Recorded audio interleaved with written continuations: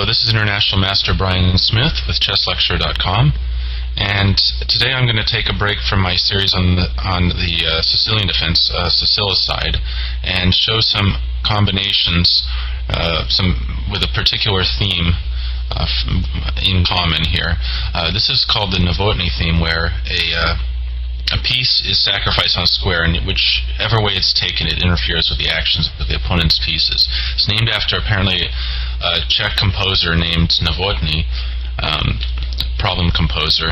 And in this video, I'm going to be showing first two positions that were made up, which are from etudes, and then I believe three from actual games, where the game was decided very beautifully by this theme, which is fairly rare in practical play, but it can happen.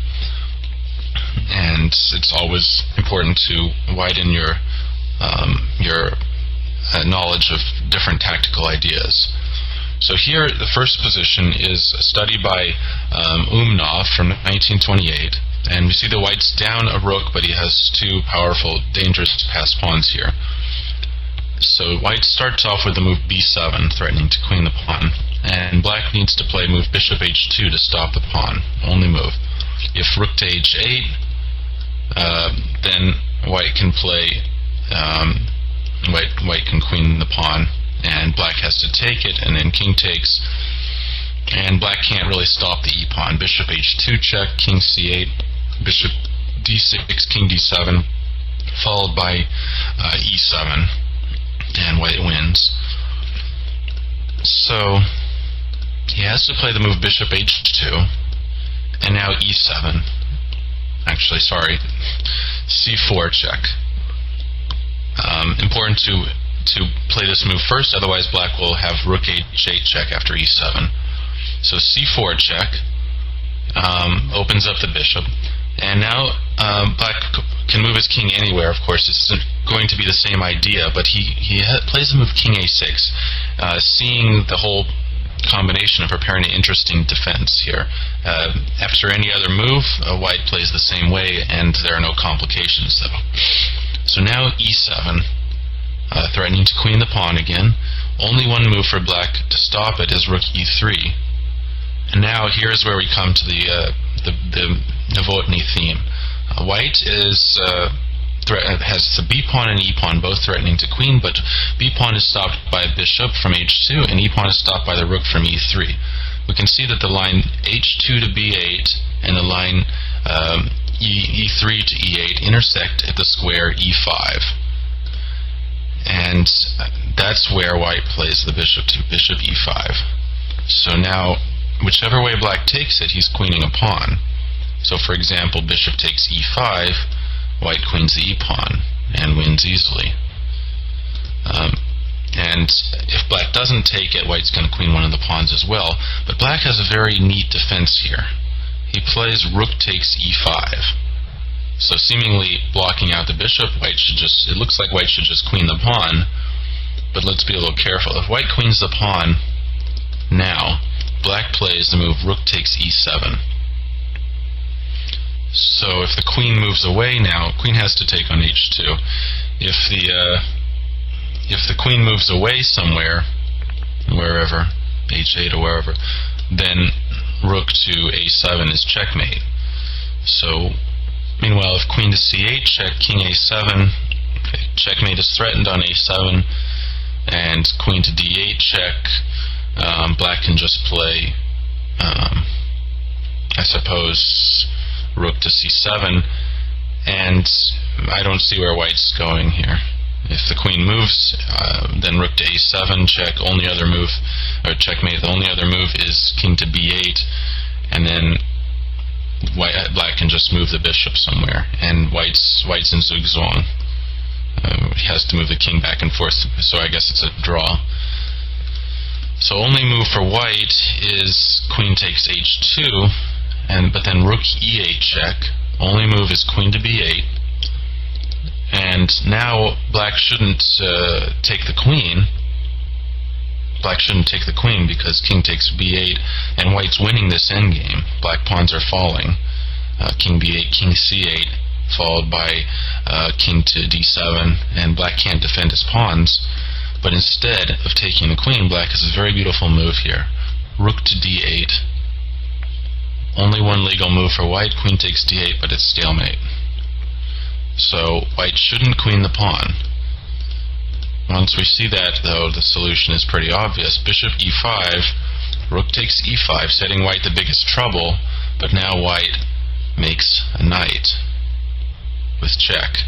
And whichever way the black king goes, the rook is forked. For example, king a5, knight takes c6 check, followed by taking the rook and queening the pawn, or king to b6, knight to d7 check, followed by taking the rook and then queening the pawn. King c7, knight takes e5, and the pawn can't be stopped. So this shows is the pretty basic form of the Novotny theme in a made-up position. In the next position, this is a study by Van der Heijden from 2004, and it's kind of a ridiculous comical position here, which you wouldn't really expect to get in a real game, but I thought the solution was kind of funny. White's going up, which is sometimes hard to determine in some of these positions. So white's going toward the last rank, and the black king is on his side of the board. White could checkmate by a8 or d8 or rook takes h4, but a8 is stopped by black's queen on a1. d8 is stopped by the rook on d3, and rook takes h4 would be met by rook takes c4. Rook from c4 takes h4. So, as we'll see pretty quick, of course, black has a huge material advantage in the meantime, but as we see, all these lines kind of intersect on the d4 square. So white plays the move queen to d4. Only move not only to win, but just otherwise white's completely lost. But although the queen can be taken 8 different ways, all of them lead to checkmate within 2 moves. So if the queen is taken by a pawn, or either one of the pawns, then white has a choice. He can either make a queen on d8 or play rook takes h4 with checkmate. Same thing if the queen is taken by a black knight or bishop. White has a choice. So knight takes d4. We can make a queen, or we can play rook takes h4 and checkmate, because both black rooks are blocked in that case. If the queen takes d4, white queens the pawn and checkmates black. And now it comes to the rooks. If rook c takes d4, then rook takes h4 doesn't work, because after black takes, he's still defending against d8, but instead white does it the other way, queens the pawn on d8, forcing rook takes d8, and then rook takes h4 is checkmate. If black takes the queen with the other rook, then we play rook takes h4, and after rook takes h4, queen the pawn. So sort of obviously kind of ridiculous comical position to start off with, but kind of a funny solution. Okay, the next 3 positions are from real games. So this is the well-known example, Tarrasch versus 3 amateurs, which you may have seen before. It's been shown in various sources. Here, white could checkmate on queen to b7 followed by rook to a1 if it weren't for black's queen. Meanwhile, if the rook could take on c5, that would be checkmate. So these 2 lines intersect on c7, and here Tarrasch played the move bishop to c7. So first of all, this one's a little bit more complicated than the first one. Just like the last one, it involves some after the Novotny theme, it involves some deflection also. So black has to choose first of all, queen to b7 and rook to c5 are both threatened. So black's going to have to take the bishop. If he takes with a rook, then white can play queen to b7 check. And rook takes b7 is met by rook takes c5, while king takes a5 is met by rook to a1 or rook to a2, doesn't matter.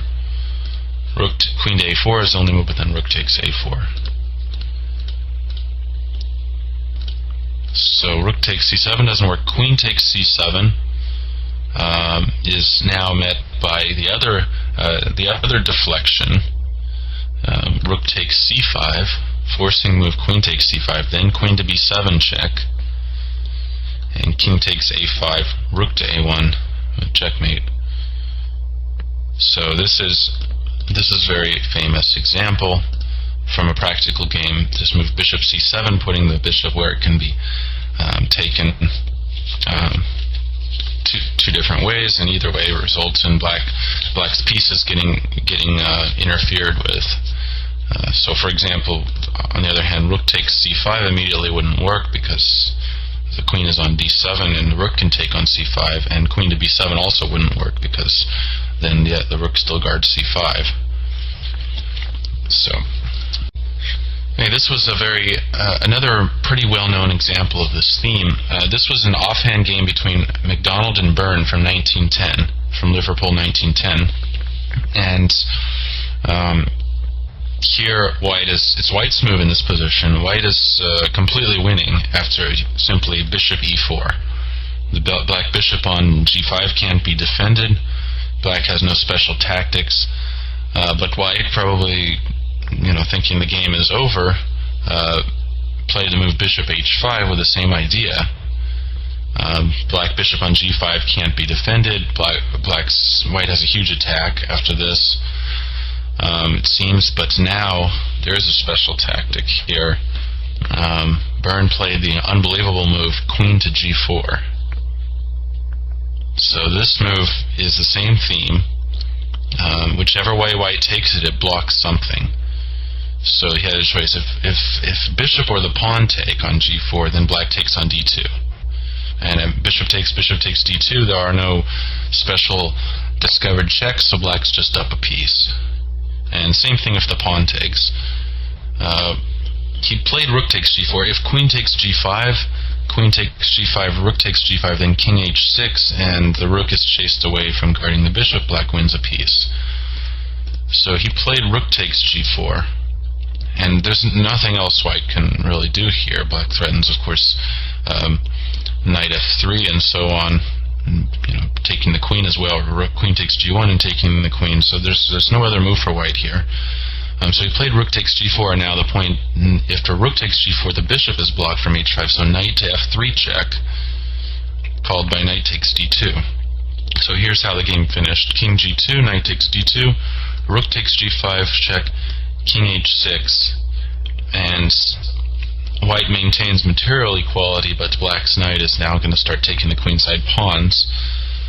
So after he played h4, black played knight takes b3. Now rook f5, knight takes a5, bishop e2, king g7, simply avoiding any rook f6 thing, h5, rook f7, rook g5 check, king h8, h6, rook f6, rook h5, and I'll stop here. It's clear black's winning. He played rook f4, and the h-pawn is going nowhere. Black's taking the c-pawn, so clearly winning position. Black won in a few more moves. So this is queen g4, of course, is a very famous move. Okay, the final example is a position that's just fascinated me when I was first learning how to play chess. It's really amazing, one of the best combinations I've ever seen. It's the game Koskinen versus Kosmin from, not sure what year, I didn't write it down, but absolute I think from the 50s. And black's move here. Black is down two pieces, and the knight is hanging on e3, sort of. But it's clear that White's king is in very bad shape. However, Black has to act quickly, or White's going to play b3 and king b2. So here he played absolutely beautiful combination. To start off with, notice that b4 could be checkmate if it were not guarded by the queen and bishop. And knight c2 could be checkmate if the rook on h2 weren't guarding that square. So intersection is d2, but we have to see how to do this. So black played the move queen takes b4 to start off with. Only move for white after this queen sacrifice was bishop takes b4. And now, of course, if a takes b4, then queen takes b4, and white's just winning there. But now black played the shocking move rook to d2. And amazingly, after this move, there's no defense. It can be taken 5 different ways, but any way leads to checkmate. So, for example, knight takes d2, knight b takes d2. Black has his choice: knight to c2 checkmate, or a takes b4 checkmate. Same thing with the other knight. And if bishop takes d2, then knight to c2 is checkmate. This blocks off the rook from h2. And if rook takes d2, then a takes b4 is checkmate. So this leaves what was actually played. Well, we can look at some quiet moves, but there is no way to guard the 2 threats. So, for example, b3, black plays a takes b4, checkmate. And if the bishop moves somewhere else, knight c2, basically the 2 threats can't be defended both at the same time. A takes b4 and knight to c2, and there's nowhere for white's king to go. So that leaves what was played in the game, queen takes d2, and now, as we saw in the Tarrasch example and in the study by Van der Heyden, now comes after this place in the piece at the crucial intersection point comes the deflection. So knight to c2. Forcing queen takes c2, and then a takes b4, checkmate. This is how the game finished. So this was one of my favorite combinations that I've ever seen. Rook to d2, simply putting the rook where it can be captured 5 different ways. A quiet move after the queen sacrifice. Really amazing. So I hope you've enjoyed these examples from practical play and from made-up positions from studies, and know a little bit more about what's known as the Novotny theme. This has been International Master Bryan Smith with ChessLecture.com.